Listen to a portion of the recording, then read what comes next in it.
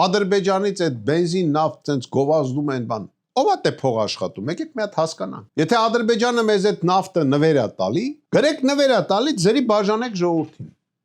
Հասկանամ, որ լավ բան անում, սաղորը շնորհակալություն են ասում։ Բայց ինքը վաճառում է, չէ՞ մեզ։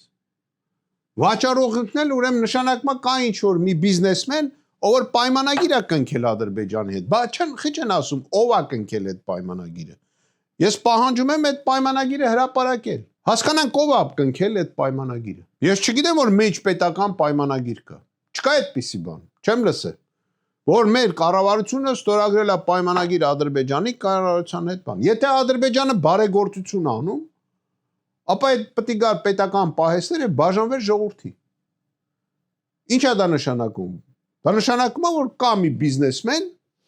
որը պայմանագիր է կնքել Բաքվի հետ։ Մեր այսօրվա իշխանության հովանավորությամբ հարց եմ տալի։ Իսկ ինչի դա տենդերով ասենք չի արվել։ Օրինակ։ Սա կոռուպցիա չի։ Այդ փողերը ուր են եթում։ Կարամ ասեմ Նիկոլի ընտրությանը։